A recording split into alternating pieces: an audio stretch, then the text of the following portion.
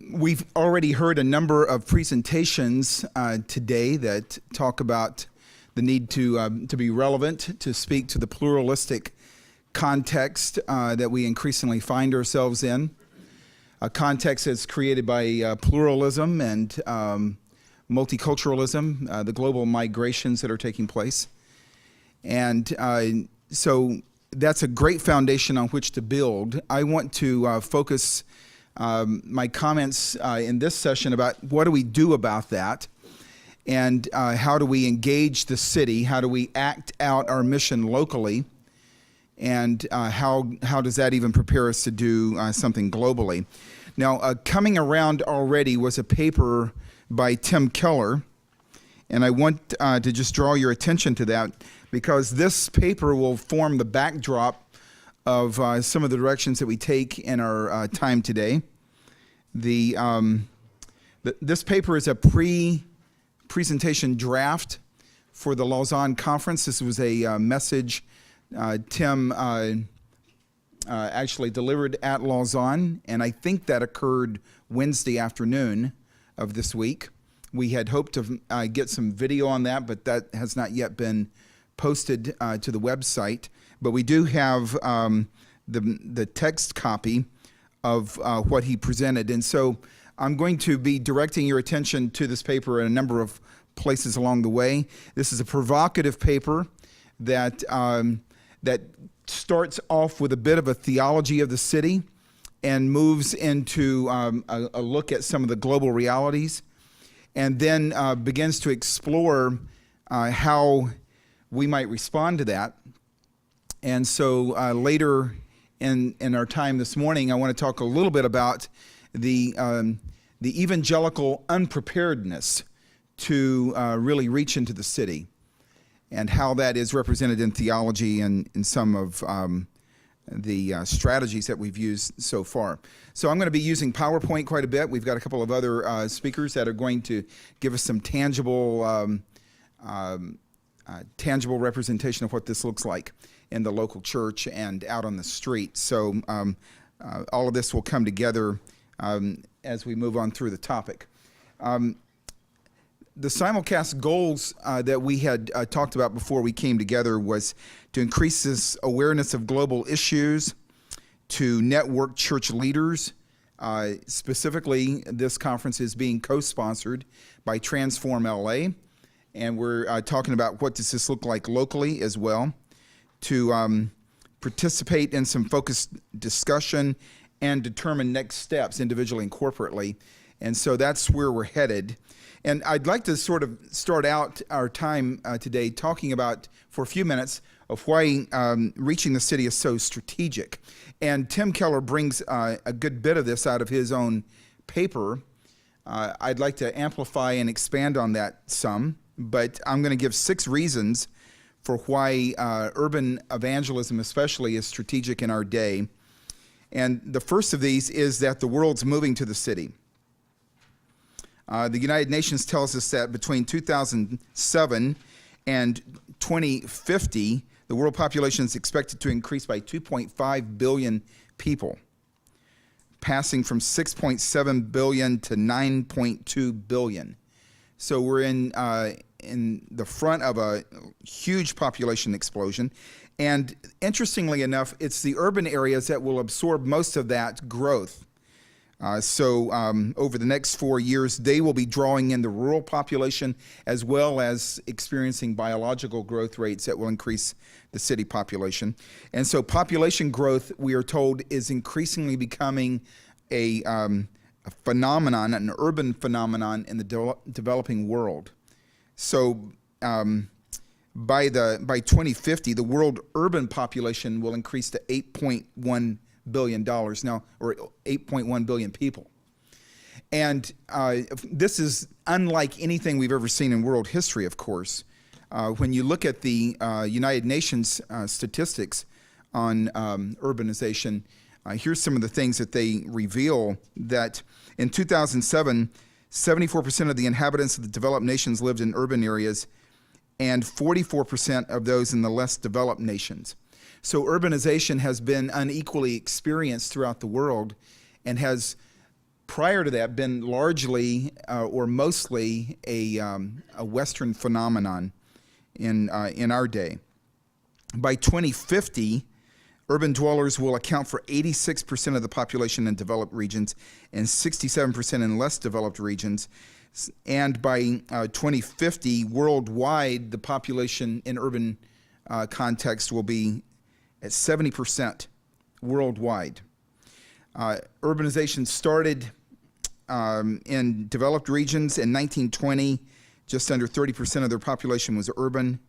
By 1950, it was up to 50%. And in 2007, urbanization was developing or was passing 80% in the developed world. And by 2050, New Zealand and North America are predicted to be 90% urban. 90% of the Western populations living in cities. It was just in 2008 that the United Nations proclaimed that we had just passed the 50% mark, with more than 50% of the world's population living in urban areas. That was just in 2008, and by 2050, they're saying 70% will be there. And so much of this is happening in the developing world. So one reason to reach the city is that the people are coming to the city, and urbanization will be the trend. And then secondly, cities are at the crossroads of the world, bringing together a collision of cultures and worldviews and values. That is a remarkable fact. It's the city that has been the melting pot, the mixing bowl of cultures. And again, the United States or United Nations statistics on migration bear this out a little bit more. The UN says that there are 200 million people currently on the move internationally. That's equal to the population of Brazil that are crossing international boundaries, moving to a new home. Again, unprecedented in world history. That is double our numbers from 25 years ago in 1980. By the year 2010, it was estimated that there would be 214 million migrants worldwide, and that the U.S. would be the #1 destination, hosting 20% of the world's total. So we're the #1 destination for international migrants. Interestingly enough, it's the migrants that are doing the most to alleviate world poverty. That in 2004, the official remittances of international money transfers was $150 billion. $150 billion being sent back to the migrants' homeland. And it's estimated that the unofficial remittances were double that. So that is what, $450 billion being transferred. To put that in perspective, World Vision spent $700 million on their worldwide projects in 2004. And if you take all the government aid and all of the charitable aid going internationally, you would find that migrants are the greatest force for alleviating world poverty and for engaging in evangelization. And so when you reach migrants in the city, you have an opportunity like never before to reach people in distant lands too, because the gospel travels along the social networks of the people that are engaged. So a second reason is that cities are the crossroads of the world. Cities are centers of power, political power, economic power, media power, technological power, cultural power. So from the cities emanate the trends and the fashions, a new global culture as globalization spins out from these points of power. The fourth reason to engage the city is that cities help us find and reach receptive people. We know that relocated people have they're experiencing less control from traditional societies, and the social pressure that keeps people in conformity in rural environments or suburban environments where the family network and and the elders of the village help maintain a homogeneity of opinion and lifestyle. But when people go to the city, that traditionalism breaks down and new affiliations are sought, and that creates receptivity. Urban compression, just the sheer size of cities, especially our larger cities, and the population density creates a dynamic in society that's unequal to anywhere else in the world. And so some sociologists have talked about a density-intensity hypothesis that says that the more dense a place becomes, the more intense its various subcultures become. So you'll see a little Italy in New York that will develop, or Chinatown. People that might be diffused across the broader landscape in other contexts get compressed together and look for similarity or some kind of common characteristic that pulls them together. So urban compression by itself creates a receptivity that you don't find in other places. And then pluralistic encounters.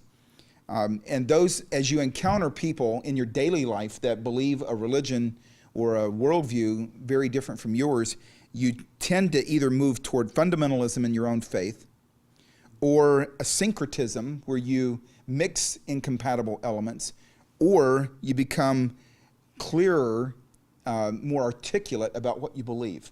And your apologetic for your own faith becomes sharper. So cities help create receptivity that, again, you don't find in much of the rest of the world. We've talked about this a little bit before, but cities serve as transmission towers for regions and nations. Certainly broadcasting services tend to be located in cities, but transportation hubs, cultures, and trends usually start in the city and move out, and then the immigrant connections to the homeland. So you may have heard before that Paul, the apostle, used cities as a major part of his strategy to reach all of Asia Minor. In just a few short years, he calls Asia Minor evangelized, when in fact he had not been to most of that area geographically. But having penetrated the cities, he was confident then that there were self-evangelizing forces in those contexts that would then carry the gospel out to the hinterland. And then cities also create a place for experimentation. Again, the breakdown in societal controls that inhibit experimentation are released in the urban context, and you'll even find churches and expressions of faith that you might not find in other areas, because you find people like yourself in enough quantity, in enough mass, in order to affiliate with them and create a subculture. And so some innovative churches in these contexts are narrowcasting, where they have a very unique message that is not widely appealing, but is appealing enough to a certain subgroup to help them remain viable. So I could take you, for example, downtown to LA and introduce you to the Tribe of LA, which is a very postmodern church. And everyone, when they go to church, they are given a drum. You sit in a drum circle and you worship by playing a drum, and you share community there. So they always start with dinner and then move into worship. It's a very unique expression that I think may not find a lot of bandwidth outside an urban area. I don't know that you would find enough people interested in that in order to, create a church for it. So, very interesting the way that this works. Well, let me just say a couple of things about metropolitan LA specifically. This is a very interesting place, as you know. It in fact is a very unique place in the U.S. LA County is the most populated county in the nation. It has a land area the size of Connecticut. And if you look at the population, it is larger than 42 U.S. states if you consider them individually. And did you ever think of that there were that many people in this one county? Here here's a map of LA County. A large area is wilderness area to the north, up in the San Gabriel Mountains and so on. But it has in its city limits 88, or in its county limits 88 cities. If you were to look at the gross domestic product of LA County, it would put it in the top 20 largest countries in the world. So an economic powerhouse that is present. Here's a listing of LA County's largest cities by population. And if you move on to look at the demographic makeup, you would find that there are about 48% white Anglo people, 11% Afro-American, 10% Asian in the city. 44.56% of the population is Hispanic. Less than half the population speaks English at home. And I would ask you, what's the second most spoken language in LA? Spanish. What's the third most spoken language in LA? Bet you can't get this one.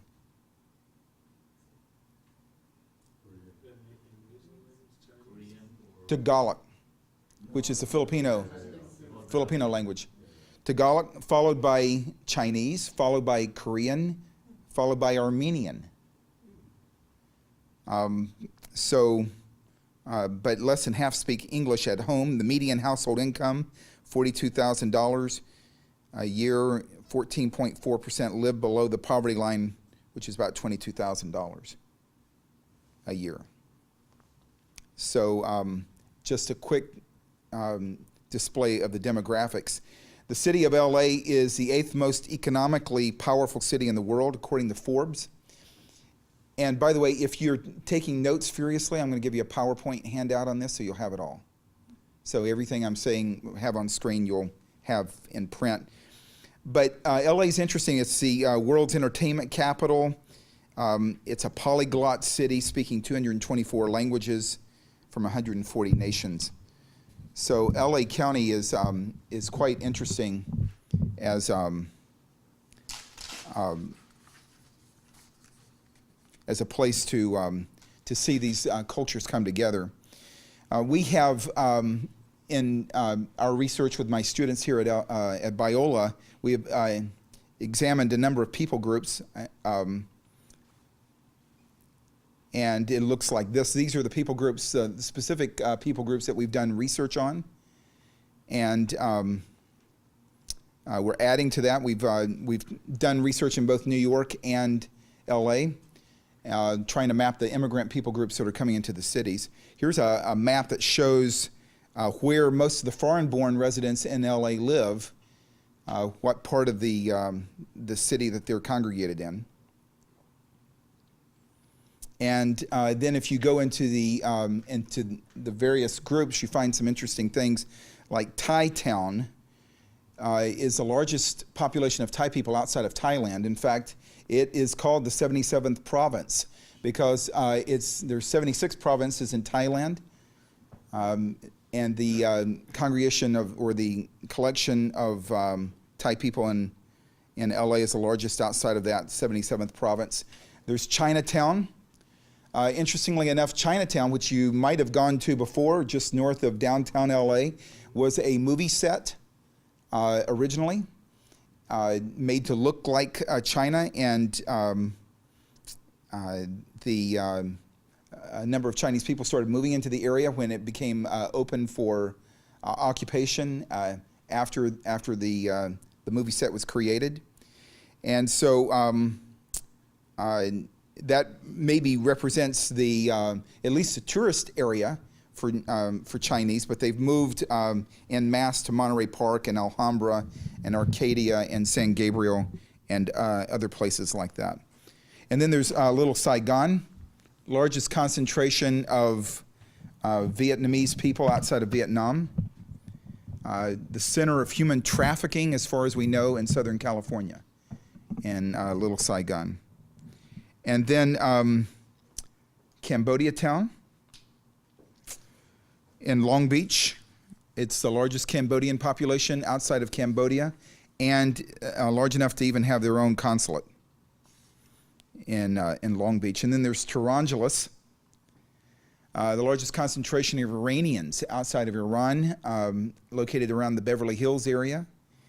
And the mayor of Beverly Hills was Iranian. I don't know if he still is, but that is true. Koreatown, largest population of Koreans outside of Korea, 340,000 of them.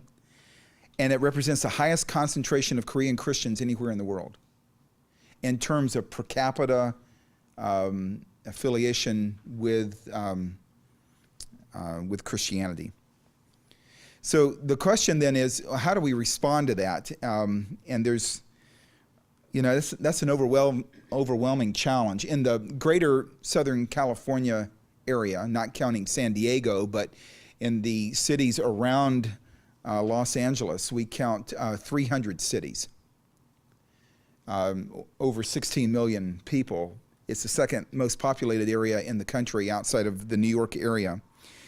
And we've been asking the question, what's God's vision for the city? And what are the unique challenges of LA that might even be different from Houston or Dallas or New York? Because we don't want to just cookie cutter an approach used somewhere else, but consider the unique needs. And there's some unique challenges. Certainly immigration is one of them. We're one of the largest immigration hubs in the country. I'm not sure if we're the largest. I know New York's population is over 50% foreign born. So I don't know if that's true of LA itself, but a huge immigration center. And pornography, of course. 60% of the film industry that we're famous for in LA is dedicated to pornography. So this is another one of the unique features of LA. And then gay rights, a large movement underway here as is in New York and San Francisco that is trying to change the way that the average American thinks about that sexual orientation. Gangs, I think we're the birthplace of the largest gang in the world, the 18th Street Gang, and MS-13 is another large one, and both of these are internationally expansive with chapters throughout Latin America and throughout the U.S. in most major cities. So he asks the question, well, what does God want to do here? This has been a birthplace of some major movements to faith over time. And certainly Love LA probably was the last large-scale evangelism effort in LA, and that was the late 90s. And there's been nothing like that since then that we know of. And what are the opportunities for service? And so we've understood that we need research in order to be able to answer that question. So two areas of research are critical. One is the harvest field, to understand what are the needs here, the unique challenges for LA. How do we address that need? And then the other research that's needed is on the harvest force. We might call this asset mapping. So what are the Christian churches, the parachurch resources, faith-based resources, government and non-government agencies that represent the collection of people that are trying to speak to the needs of the city? And perhaps a holistic approach to the city would engage all of those resources in some kind of synergistic effort to leverage the greatest amount of help and resources to the people in need. So we need to do quite a bit of research, I think, to help us understand what are the agencies and the entities that are already at work. And we don't need to reinvent something that God is already doing here, but probably we do need to raise awareness of what each other is doing, to share inspiration and resources, and to partner together where we can. Well, if you look at Tim Keller's paper, you would see that he works through a bit of the theology of the city. We started in redemptive history in the garden, and we're told that we're going to end up in the city, the holy city of Jerusalem. So apparently God's got a great future for the city, and has and sees it as maybe even the best expression of his created order. Eventually, as we all move toward the city, I think that catches us by surprise, frankly, as evangelicals, because I think we have assumed that the city is an evil, dirty place. It's from the city that a lot of vice emanates. It's of a lot of ideologies that are antithetical to Christianity comes out of the city.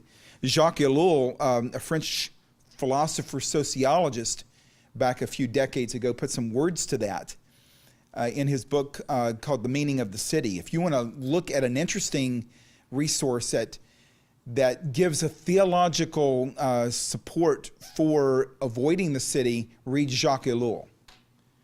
Very fascinating. And I think perhaps he was capturing what a lot of evangelicals have felt. So this evangelical unpreparedness, I think, creates another challenge for us, even in our response of how do we go about doing that. Coming from a number of resources, some people have tried to put some language to this of what the theological unpreparedness of evangelicals are for engaging the city. That perhaps our pastors need linguistic and cultural skills to exegete this culture or this context adequately.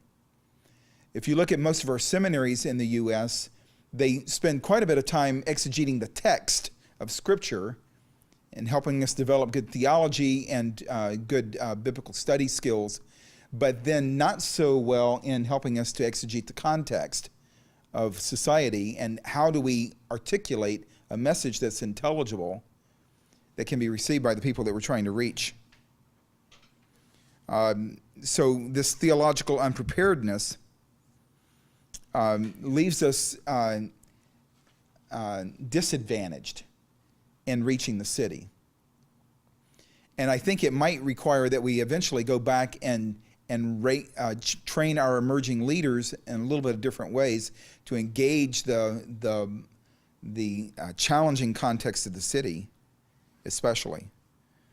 I thought this was interesting in a book from Greenway and Monsma, some of the factors diverting attention away from city populations. Ambivalence toward immigrants, that's been the case for the Anglo church. A negative image of the city, it's too big or too bad to be redeemed. Fear of the social gospel. And you might even know that that evangelicalism split away from liberalism in evangelical or in Protestant churches back in the 20s and 30s with the rise of the World Council of Churches.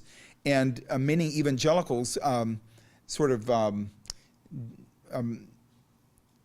diminished the importance of social action and put their weight in evangelism and church planting.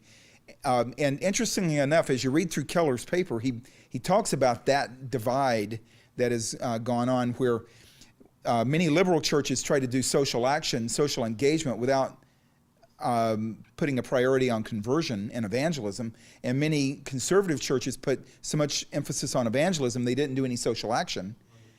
And that when you blend those two together and you show that the conversion of the soul is critical, even Keller talks about it as the spiritual oxygen that fuels a movement of transformation. But then as we engage the city holistically, then we prove to the world, to the powerful and to the weak, that there is an authenticity and an integrity in the Christian message that makes the conversion of the soul more compelling as people encounter the Christian message. And so a blending of these two streams is what is needed as we move ahead. Certainly in the 60s through the 80s, there was a white flight to the suburbs. Even Biola here, once located on Hope and 6th Street, downtown LA, moved to the suburbs because they had more land, it was cheaper, easier to build a larger campus. But I think there's a seductive philosophy that creeps in when you live in the suburbs that makes you less articulate in speaking back to the urban context. And so Biola now, with a new initiative to try to go back into the city, is trying to relearn some of the lessons learned in the early days as this movement first started growing. A couple of other things, and I'll wind down here. Fifth helmet stereotype of missions. We're going to the least, the last, and the lost overseas is romanticized, and the local action not so much. So how do we keep both the local and the global in focus as we do it? Cultural inflexibility and inadequate theology of the city. So all of these leave us disadvantaged, I believe, to engage the city. The next three charts, I'm not going to go through them in detail, but it's an interesting contrast of suburban and rural theology and ecclesiology set against urban ecclesiology and theology.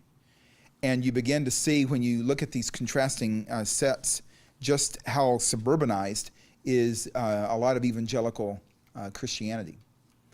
The great hope, I think, is in the immigrant church and in the minority church in the city. If you go to New York, for example, and I have a lot of experience there, New York's, the vitality of the Christian community is found in the minority church. They are the ones that are bursting with energy and joy and evangelistic passion, and many of our Anglo churches are declining. And God, I think God does this through a lot of ways. I mean, we wouldn't have expected, for example, that the immigrant communities would be the one that would bring us back to faith in the West, and yet that is what is happening in many contexts. And I think it's an amazing thing, but it does challenge us in some new ways to think well about this. Well, I'll pass this out in the handout, and you can look at it a little bit later. But I think setting those in juxtaposition to each other help us to think a little bit more about how are we going to think and operate in urban context that might be unfamiliar to suburban ones. So what do we do about this? Transform LA is one of the co-sponsors. I mentioned that before. For 2 years, there have been a group of people meeting together to think about how do we respond to the unique challenges of LA? How do we bring people into awareness of each other that are already out there working and operating in the city, so that we can pray for each other, inspire each other, share resources and research and models and strategies that are effective? How do we engage in strategic partnerships and collaborative projects? So for 2 years, there have been a small group of people meeting together or praying together weekly and convening conversations on this topic spread over a period of months that try to bring diverse parts of the body together to talk about what can we do, what can we learn from each other and do for that. So the vision statement of Transform LA here: for the body of Christ to passionately seek God, love one another, recover God-given authority and responsibility to release God's power to transform greater Los Angeles, so that individuals, families, churches, businesses, government, education, media, and the entertainment industry can enjoy the light and the freedom of God's word.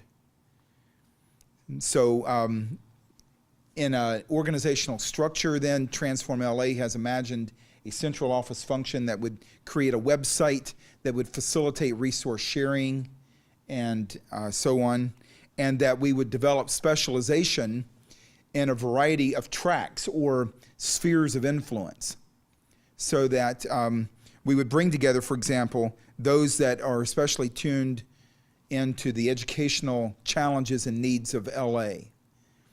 When you think of the large Christian colleges and universities that are here, Vanguard, Cal Baptist, Azusa Pacific, Fuller, Biola, I mean, a lot of resources already available here, masters, So, how, and then we've got the secular campus ministries, InterVarsity, Navigators, Campus Crusade, and the efforts that they're putting forth. How do we bring a group of educators together to say, how can we extend Christian influence into each of these sectors? So that we've got people thinking, researching, and sharing resources that help us effectively penetrate these various spheres of influence. And so we've put together these strategic tracks that help us think well about that. If you go back to Keller's paper, you would see that he talks about a tipping point that occurs in a Christian movement in a city. So as you move toward the end of the paper, he talks about a tipping point where if you reach a threshold of 15 to 20% of Christians that are concerned and actively engaged in bringing transformation to their city, that begins to change and affect the corporate culture of a larger area. So how do we find out what God's already doing here, celebrate what he's doing, and then get behind what God's doing, get intentional about the way he's using us, and move toward a collaborative effort, a synergistic partnership where we begin to see that tipping point threshold approached. Already, what Tim Keller is doing in New York through Redeemer Presbyterian's ministries is casting a large, visible network throughout that city, pulling together a lot of diverse people, and especially trying to speak into church planting efforts so that they reach into pockets of New York that have been relatively unengaged. I've been told that, for example, New York, the area between Canal Street and 125th Street in Harlem might be the least evangelized area in the Western Hemisphere, with 0.5% of the population expressing any kind of Christian conviction, where homosexual men outnumber evangelicals 2 to 1. Just in that very small area of New York. Well, what are the other kinds of challenges that we find here in LA? So some of the track needs that Transform LA is identifying is how to find leadership of each of these core teams, of these track teams, people that are knowledgeable about each of these sectors, and we already are in dialogue with quite a few people that are movers and shakers that lead Christian entities or organizations that speak into each of these areas. How do we do the research and the resource development? Are there resources that need to be developed that are absent? Or is there something already out there that we can use and then make more widely available? For example, how do we take an average church, if there are 14,000 churches in Southern California, how do we give them the tools to exegete their own neighborhood where they're doing ministry and do training events or equipping events that help them do that well, since that's one of the things that many seminaries never equip their pastors to do. So are there resources that need to be developed, networking events that need to take place, strategic initiatives that need to happen? So I've done most of the talking here. I'm going to stop. And I'm going to ask, we've got two gentlemen from churches that are very, very active in their communities to give us a little bit of a case study of what's going on and show us how they have risen to deal with these kinds of challenges, how they've mobilized people and so on. So first I'm going to ask Larry Dove to come. Larry is an associate pastor at Emmanuel Reformed Church in Paramount. So, thank you, Alan. Thank you, everybody. Just listening. Thank you for being here. Rather, just listening to Alan, I think perhaps maybe the best way to show you how to engage in the city, and it is to come from a historical standpoint of our own church. So I'd like to just kind of give you probably about a few minutes of where our church comes from. Emmanuel Reformed Church is located in the city of Paramount. It's right next, right across the bridge from infamous city that is known as Compton. And I'll talk a little bit more about Compton yet. But when we're talking about engaging in the city and some of the larger social ills and so forth, when Emmanuel, from our history, when Emmanuel first came, they came from the Netherlands, Dutch Reformed Church, and their primary language was Dutch, of course. They came from the Netherlands to escape religious persecution for a number of reasons. When they land in Paramount is a very rural environment or a very rural city. It's not the Paramount that we see today with the schools and the governments and things like that. It was very rural. But over a period of time, it transforms from becoming rural to becoming more urban.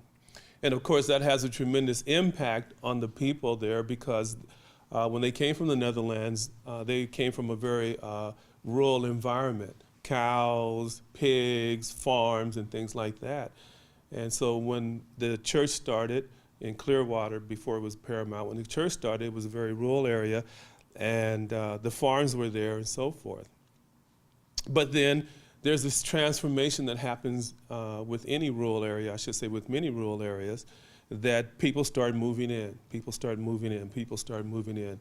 So their language then starts to become very confined. So their services become very confined because they are confined to that language, the Dutch language. And of course, then the only people who attend the church are Dutch-speaking people. So one of the major transitions or transformations for the church was moving from Dutch-speaking to English-speaking. And that was not an easy transition. But again, what drives that process was because there was a transition from becoming rural to becoming more urban. So they eventually said yes, they would do that, and so the services, the worship services, they became English. Some of the Dutch-speaking people still stayed there, some left, but if they were going to survive and if they were going to be the hands and feet of Jesus moving into the community, they had to adopt, they had to accommodate the English language. So they did that.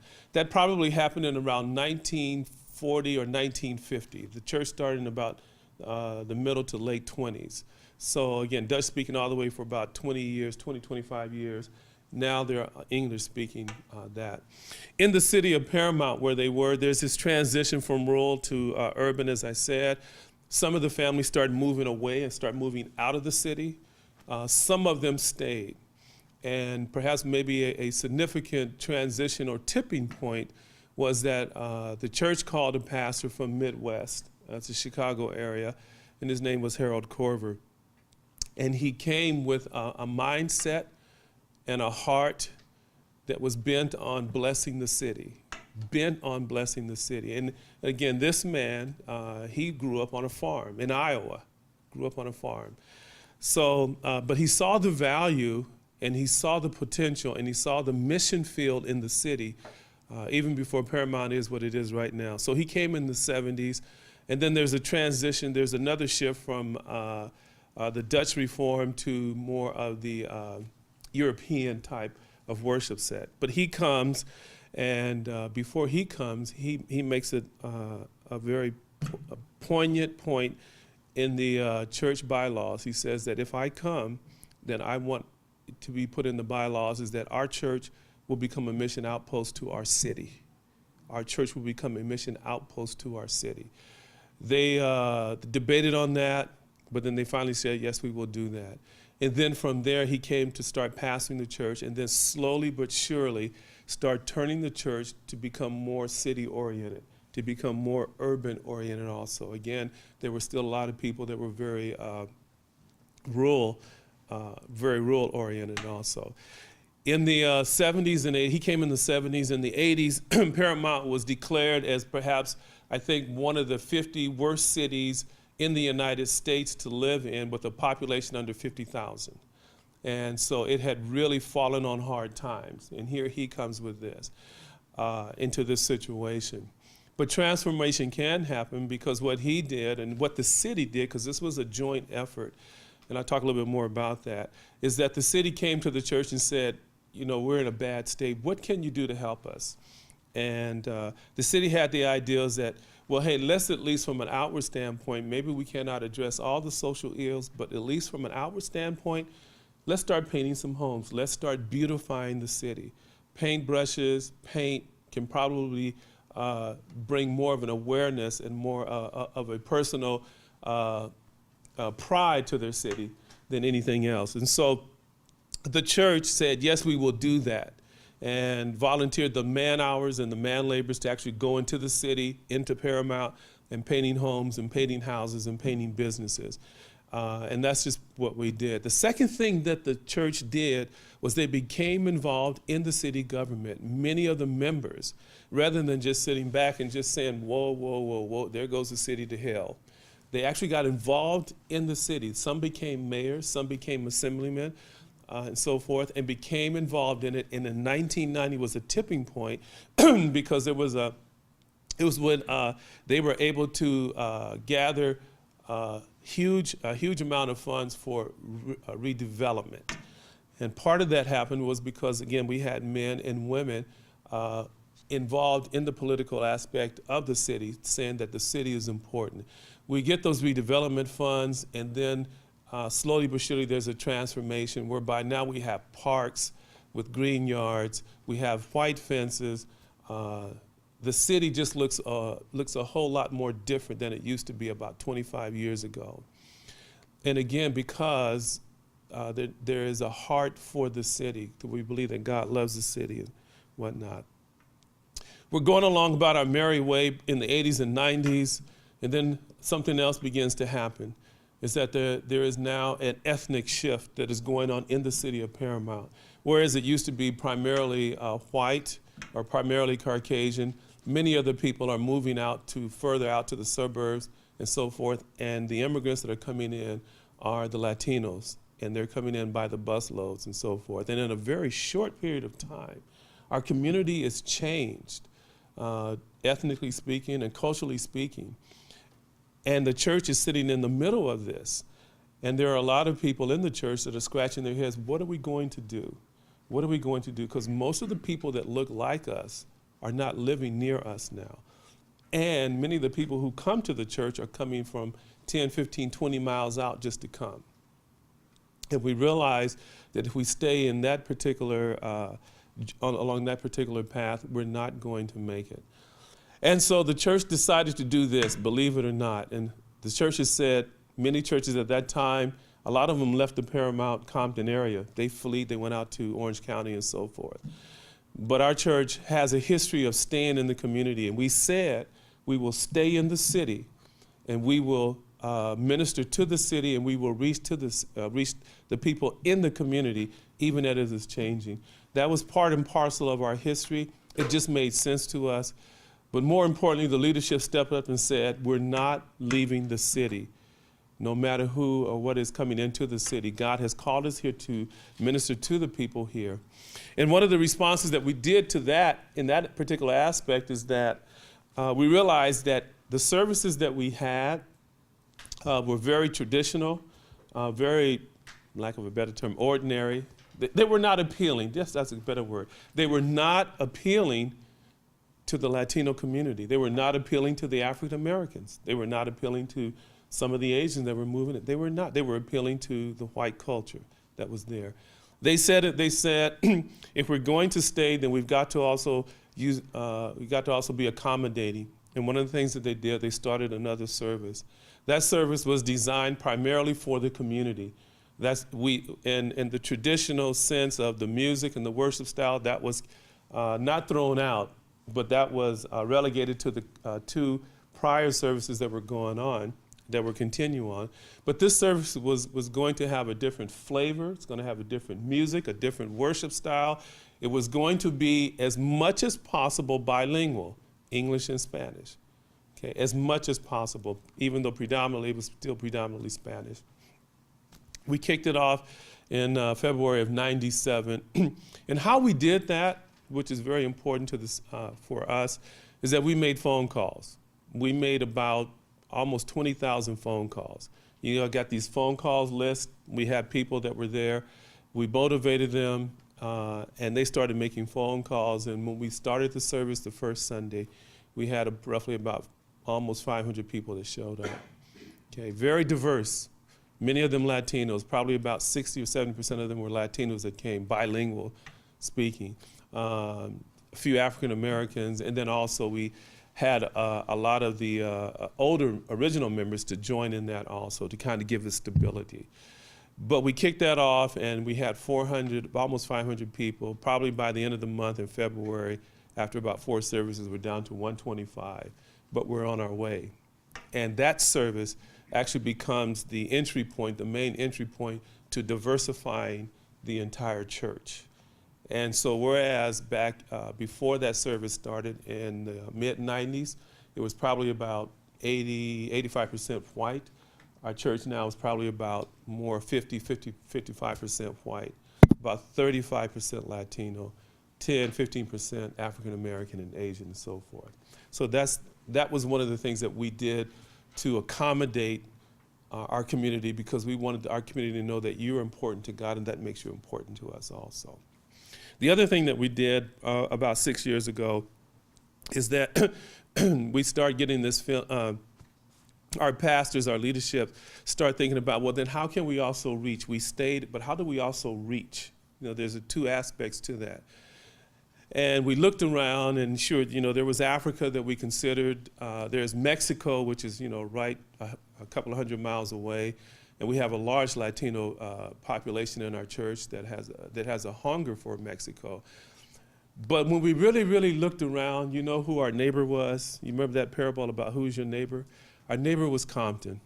And how many of you have heard about Compton? Okay, and I would probably say that many of you, whatever you've heard about Compton, it hasn't been good. It's infested with gangs. The scholastic scores in the schools are terrible.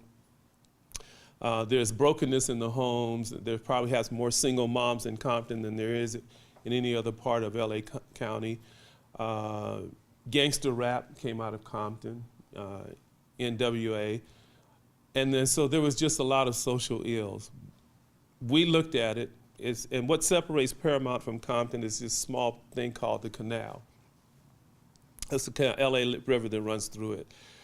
But as we looked at it and as we thought about it, we really felt that the winds of the Spirit of God was blowing us to go into Compton.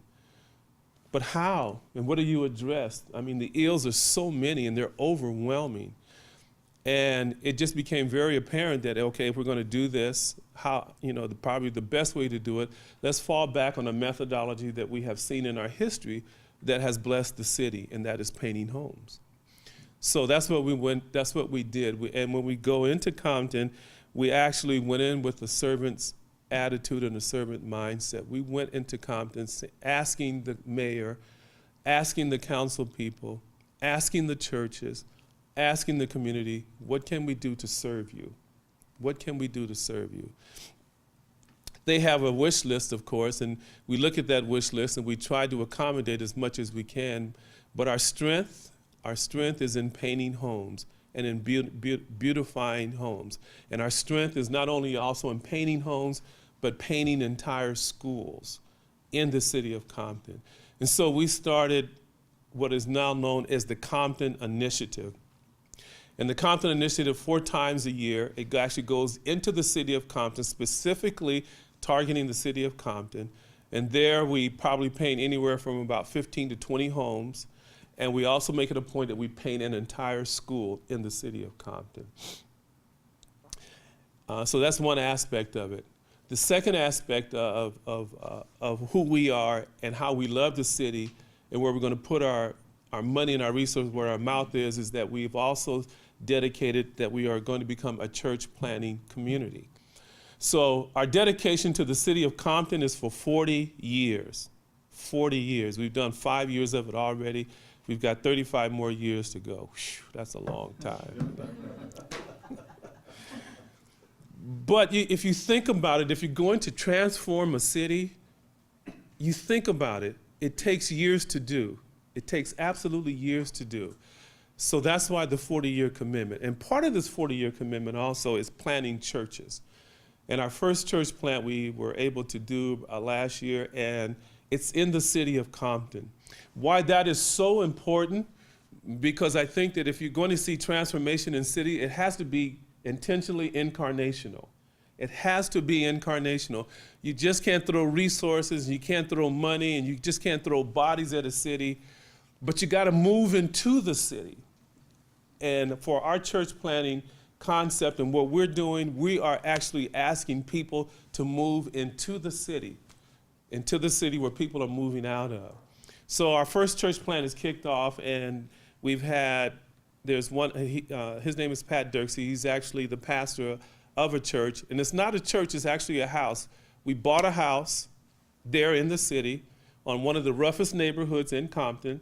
That's where the Crips started. Peck Street, I think, is where the Crips of the Blood, one of the major gangs, started on that street. But we bought property, because when you buy property, you're committed. Is that right?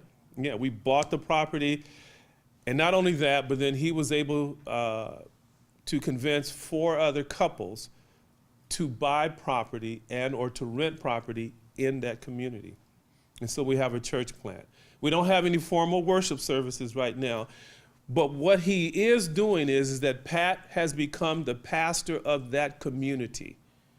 He has become the pastor of that community. He's actually pastoring within the brokenness and within the pain of that community. Him and the people that have moved in there with him, they're bringing the light of the gospel of Jesus. They're bringing the hope. They're making friends. They're becoming very intentionally relational with their neighbors and with their friends who live on that block or who live within a 2-square block radius of that. That is pastoring a community. That is being incarnational. That, I think, is also a small seed of how to change a community. And so that's where we are right now.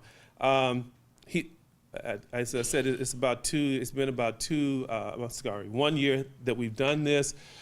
In a few months, we hope to have a formal worship service, and we are also hoping that the formal worship service will include the community, that they will come, because our church plan is about them. Last but not least, where we're going with this, our direction is to move westward. And from where we are, strategically where we are, westward means that we go through Compton. Westward means that we go through Watts. Westward means that we go through South Central. Westward means that we go into Hollywood and those areas like that, with the mindset of planting churches and being a transforming agent of Jesus Christ in the community. So that's kind of our story, where we're going, and thank you so much for listening. If you have any questions, do you want to ask questions now or later on? In a few minutes. In a few minutes, okay. So hold your questions. Thank you, Alan. Appreciate it. Next, as a second case study, I'm asking Brian Wida. Is that? That's fine. Okay. Who is the pastor of Community Peace at Saddleback Church. So, Brian, welcome. Thank you. Well, thanks for having me. This is great to be here, and this is an area that I get to work in and serve in down in Orange County. So I'm not up in the LA, but we're in Orange County.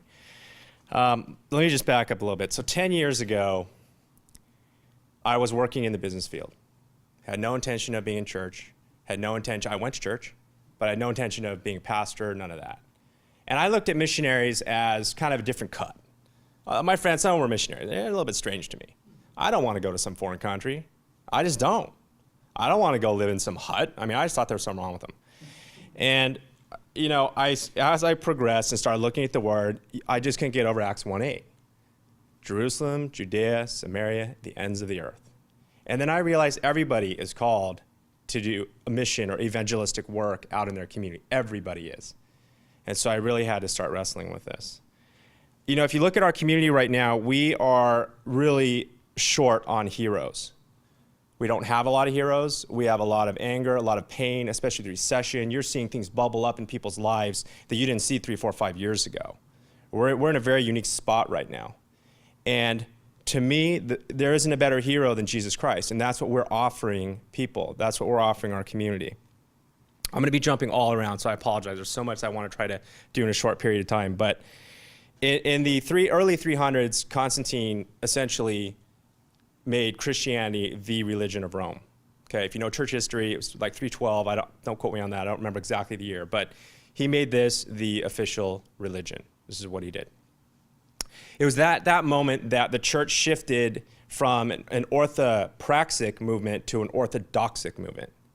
Now, if you know anything about the early church, you know that Jerusalem was talk about a huge city. This was a huge city. You had 3,000 plus people on Pentecost come to Christ. Within 50 years, you had millions of people following Christ. You had millions. This is a big deal. But then in the 300s rolls around, he says, that's our official religion. What now happens? Now this becomes the official thing you're supposed to do, and everyone starts arguing about, are they doing it right? Is the doctrine right? Is your doctrine right? Is my doctrine right? Prior to that, they didn't care about doctrine. They cared about the practice of it. Is the practice of what you knew of Jesus Christ correct? And so that's kind of the angle that I'm trying to take in the direction of Saddleback, which Pastor Rick cast the vision. I follow him. He tells us what we need to do. I get the honor of serving in our local communities. But I'm trying to get a lot of our people mobilized into more practice in the everyday neighborhoods. Now, how do we do this? Essentially, 10 months ago, we relaunched our strategy. We have, Rick cast a vision called the Peace Plan. A lot of people have heard of it. A lot of people have not. If you haven't heard of the Peace Plan, it goes after 5 essential global giants that are the biggest things that he could possibly think of. He was in Africa. He was praying about this. And so I'll go over them real quick. The first one is there's spiritual lostness. The second one is ego-centered leadership. The third one is there's poverty. The fourth one is there is sickness and illness, and the fifth one is a lack of education. So he came out with what's called the Peace Plan. That's P-E-A-C-E. It's Saddleback. Everything means something. So peace spells this. You plant church or provide reconciliation. You equip servant leaders. You assist the poor. You care for the sick. And you educate the next generation. Now, locally, what we did is we focus on ACE, because ACE in the last 10 months is a lot easier to get your church people to go do something for. If you want to assist the poor, people are passionate about that. You want to care for someone that's sick, people are passionate about that. You want to educate a small kid or help someone and be a mentor or whatnot, people are passionate about that. So what did we do? We started in the community doing what we call the ABCs. And that is you assess the needs of your community, you build relationships, and then you create opportunities for your church to serve. So that's how we're getting, we have 29,000 members at the church right now. And that's a lot of people sitting around. We're going, okay, what are we going to do with all these people? Well, and half of them don't want to go to Africa, all right? Let's just be honest. You don't want to go to Africa. I understand that. But you're right here. Like all these presentations, all this stuff is perfect. You're right here. Your mission field is right here. And so peace is something that we look at in the community that is church to church. Like we have actually worked with the Emmanuel. We've actually worked in Compton. We've sent people up there. We believe their church is the hero because they're in that community. That's not us. We believe in our philosophy, if you're all church leaders, wherever you're at, we would want to work with your church if you wanted to work with us. Because we're all the body of Christ, and we all have the same idea of what we're supposed to do. We're supposed to be serving him. We're supposed to be doing something in his name. So let's not divide and conquer the body. Let's be the body. And that's why peace is a networked idea of all over the world. And that's kind of what we've been doing. We had, in the ABCs, assessing the needs. If you want to start this in your church, you have to go around what people are passionate about. You can't tell people, hey, go do this. They'll do it for a little while because you asked them to. But if you really want to launch something in your church, you have to tell them, you know what you need to do is find those that are passionate about it. You just make a call out to your church. Have your pastor do it. What are you passionate about? You know, and you can align them a little bit. Are you passionate in this area of education? Are you passionate with someone that's sick or someone that's poor? Whatnot. You can find people that are passionate, but we formed communities around what people are passionate about, because then it's driven by people that are lay people, and I'm staff, but we don't have enough staff. No church has enough staff, so you have to do it with the lay people, and you have to do it around their passions. So we told them, go out there, assess the needs, find the needs. What does that mean? What are you looking for? Well, most people in your church probably know of a need, first off, okay? They know of it. The second thing is they probably, if they don't know a need, they can ask someone around them who knows a need. You can find a need. We also went out to the city. We started talking to the city, hey, what needs do you have there? And then we also talked to other organizations, NGOs, what needs do you have there? And that's how we started assessing our community.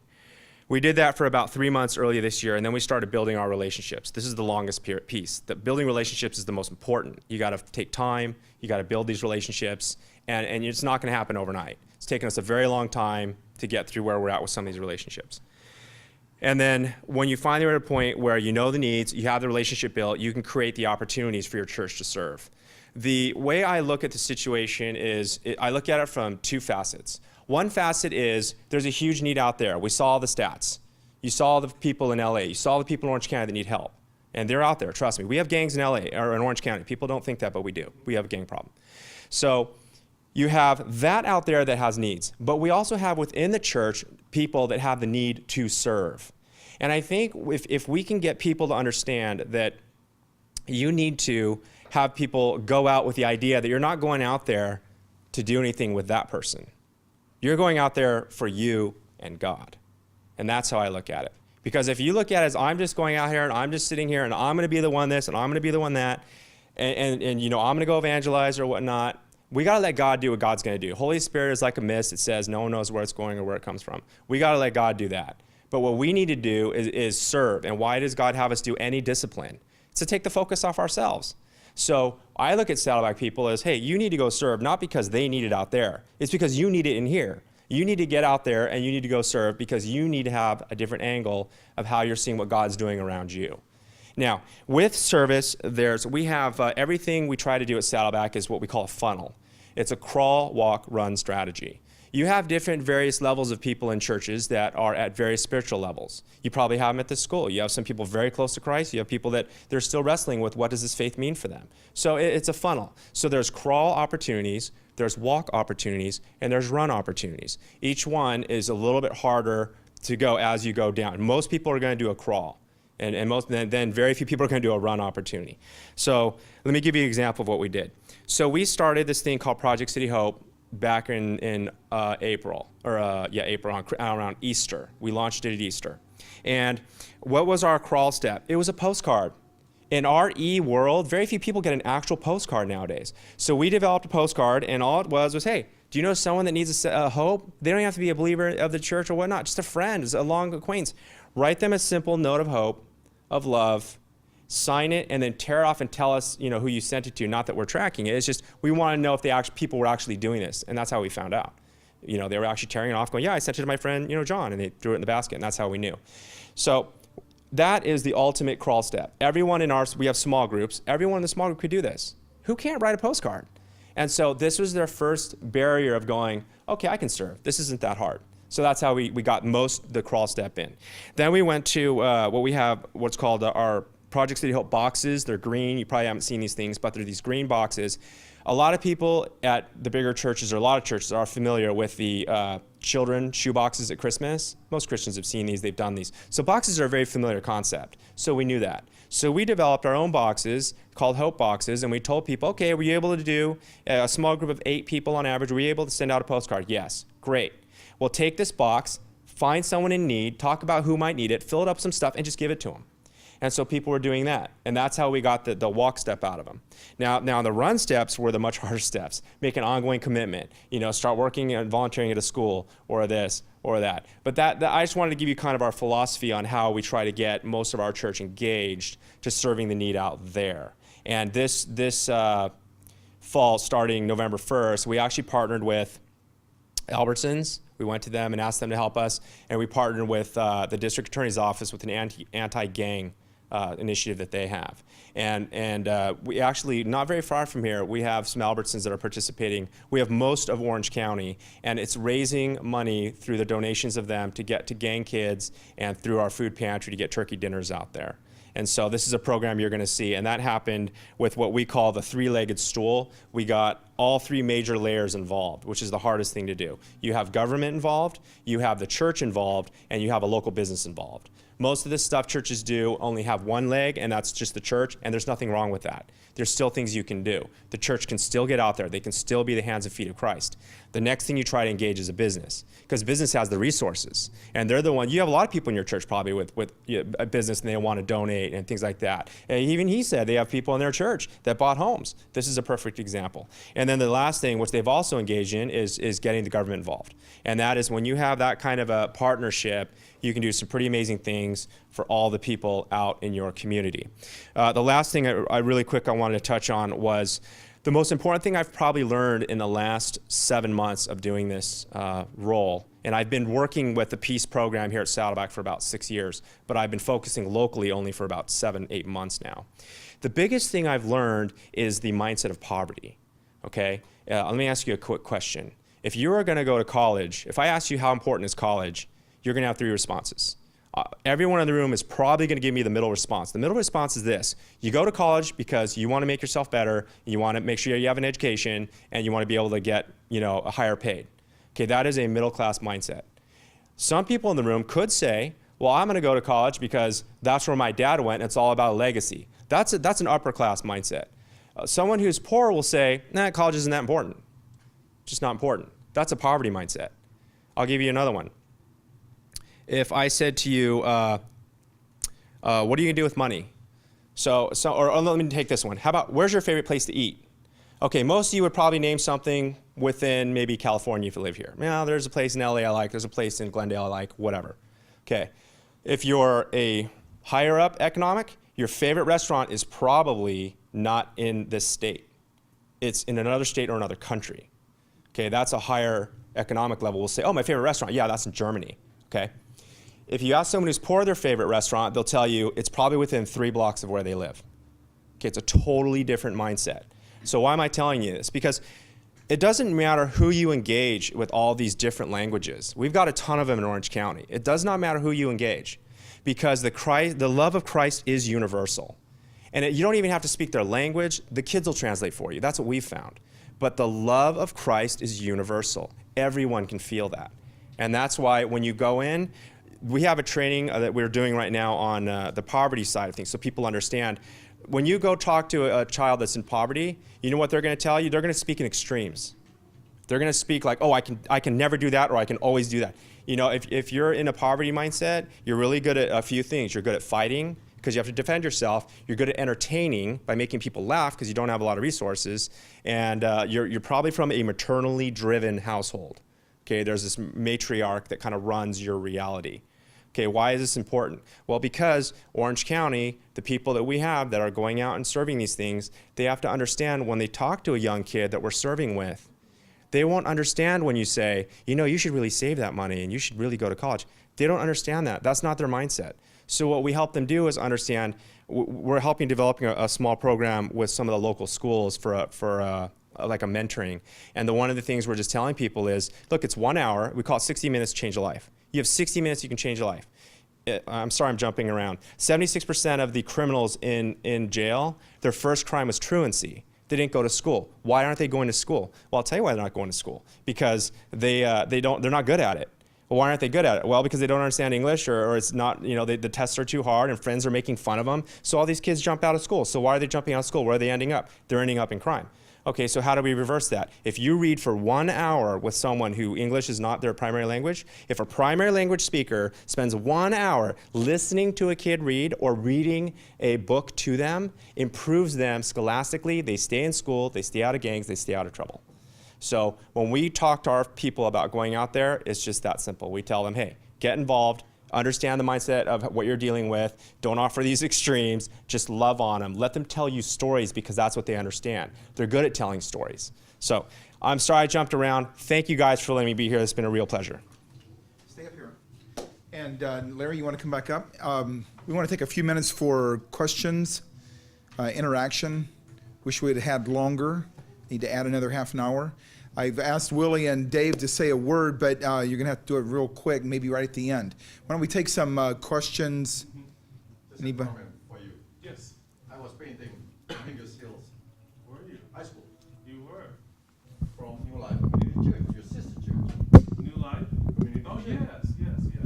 See, many of our members went over to you because we had an powerful senior pastor for years. Okay. What So, year was I that? don't have to go into that. What year was that? What year was that? Which one? When you say you went to paint, you talking about Just last Sunday. Oh, just last. Okay, Just you last were Sunday. with it. Okay. Because our church is trying to learn right. from That's them. right. And said, what can we do to help? And because many of our members went over to your church, Thank you. including Don Kanabe. Yeah.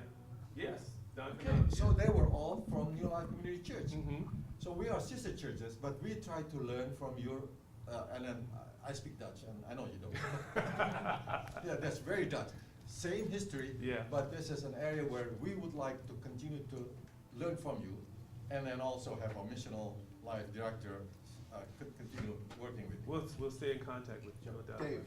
I love what both of you guys have said, but I'm going to ask you a question because I was on a plane and I saw a story about, I don't know who it was that came in, but they were working in Compton, redeveloped an intermediate school. School Pride was that. So you're That was connected with them, you know those people, or? Hold the mic so we can. Yeah. Can you hear me? I don't know if it's on. No, just for the. Oh, I'm sorry. Excuse me. Yes, we partnered with School Pride. That was an NBC television program. It was a pilot program that was done back in April, and they asked the Compton Initiative to come on site and to help. And so primarily we probably painted about 3/4 of that school. Okay. But yes, and then the pilot program was just shown last Friday. Yeah. Another question or comment? My question, would you both gentlemen representing your churches network with Transform LA? In some fashion. I think Alan has already engaged my pastor with Transform LA. Yeah. Yeah, we have Pastor Mike Constance Yeah, is Mike Constance. there. Yeah. Yeah. Can Dave. any church go to your churches and say, can we learn from you? You have that type of mentoring going on? Absolutely, yeah. Marvin? Yeah. Absolutely. And I have some brochures for our Compton Initiative. If you'd like to have one, you're more than welcome to come up and get one. Okay. Both of you are talking about having a relationship and working with the government. How you're doing that? Because I just here in America, and I heard this country don't want to talk of, church is not separated between church and Let's say for the camera, how do you develop relationships for the government?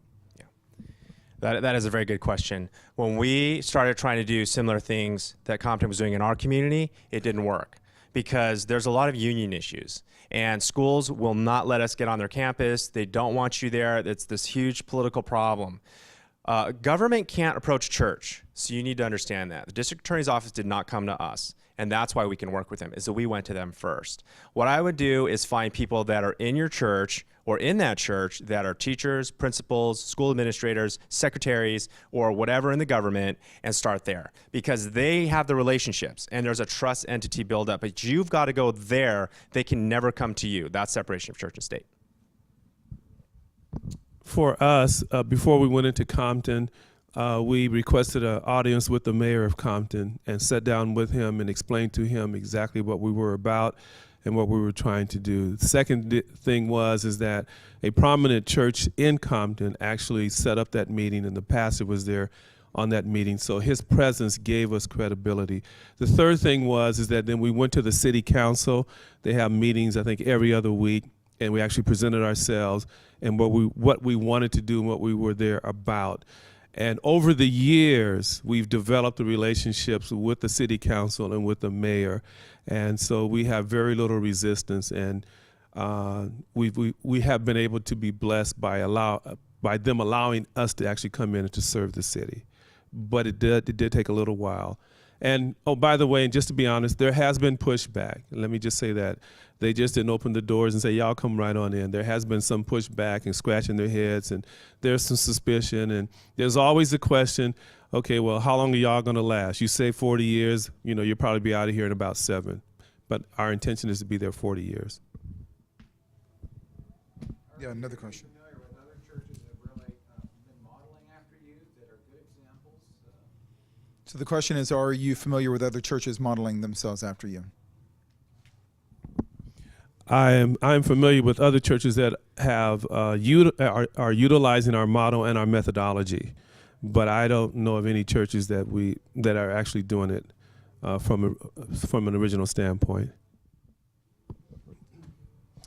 I would say the peace plan is what we call it. The peace vision was launched in 2003. And we've been kind of trying to figure this out for the last 7 years. And there have been churches all over the United States and some around the world that have tried to implement some of the principles we're saying. I think foreign is a little bit different than domestic on how they're going to implement it. I don't have churches' names with me right now, but if you ever wanted to know, I could get you some. But I do know some that are implementing both the international model and the local model is pretty new. I've only talked to maybe 4 pastors all over the U.S. who just have called in because they've heard of Project City Hope, wanted to know what we were doing, how could they do it as well, and everything I told you is what I told them. Any other questions or thoughts? What would you say, I'm a Biola student, I'm interested in kind of figuring out how to mobilize the Biola campus in some of these realms, like what advice would you guys have? So what advice would you have for mobilizing a student campus or a student body? I would probably say, as we represent, just find groups, organizations that are already doing something within the community. Please don't try to reinvent the wheel yourself. It's just not necessary. There's so much resources and organizations that are out there doing it, and you can learn from them or you can join them. That would be my suggestion to you. I agree with that. You can find some places that you can work with. I think you could also start some things locally. I think your community probably has a ton of things. I would ask some of your friends who are passionate, I would start holding some kind of meetings. Gather the group first, gather the community, because that's what's going to fuel this whole thing. And then assess the needs in your community, build those relationships, and then create opportunities for students to serve. Within everything you build, try to go with good works equal goodwill, which equals the good news. So that's how we look at things. When we start, we have painting projects as well. We say, okay, great, that's a good works. That creates goodwill that leads to the good news. Now, some people go, well, does that mean you just evangelize on the spot? Absolutely not. Look, there's good news in our church. It's the gospel. There's also good news in the amount of resources churches have for people that are hurting right now. There's counseling at churches. There are food pantries at churches. There's all sorts of other things that people could get at the church. And so when we go in for our third type of thing where we're working and we give them a good news type of thing, it's not just, yeah, there's truth. There is Christ here. That's why we do this. But let me show you some other things that you can get involved in. And this is a great way to also engage your community. All right, thank you, gentlemen. I want to just give a moment to Dave and Willie, if you'd like to say anything about Transform LA. You want to...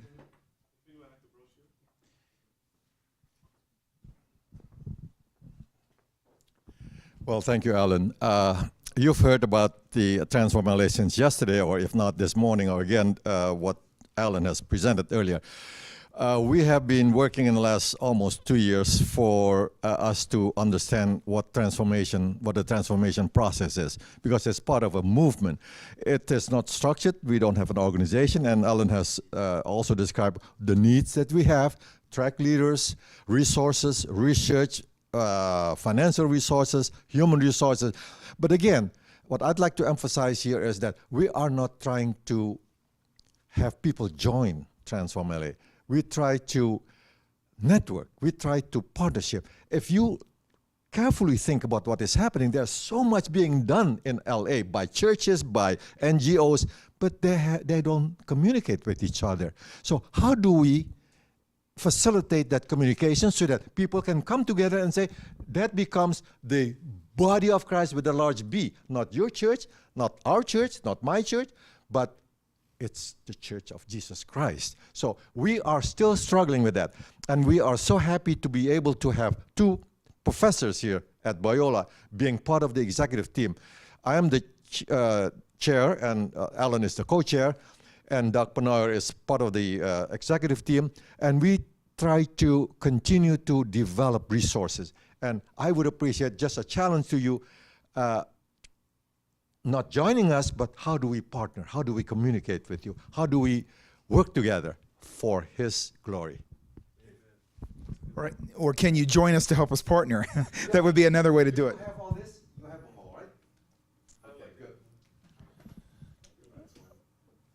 Yeah, there's a lot that more could be said, but we are working on, we do have one of our team members who has a nephew who is developing a website. I think his dreams have gotten very big. He's an extremely capable guy, but he's looking for actually computer programmers, because we really need more programmers than we do web developers. So if anybody knows of a web developer or computer programming people, then let us know about them. Also, one thing I might say is are the emails that we've gathered, are we going to be able to send out something from TLA? You can always opt out and say, no, I don't want you to be sending this to me regularly, but we're hoping to have some regular communication so that you can track with us by email.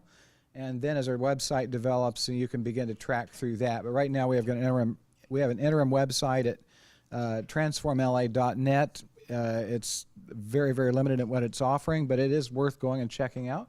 And so thank you for praying for us. And if any of your churches have, like over at Saddleback, it may be a whole core group of people could say, we could really help that Transform LA. And who knows, that would be awesome. Thank you.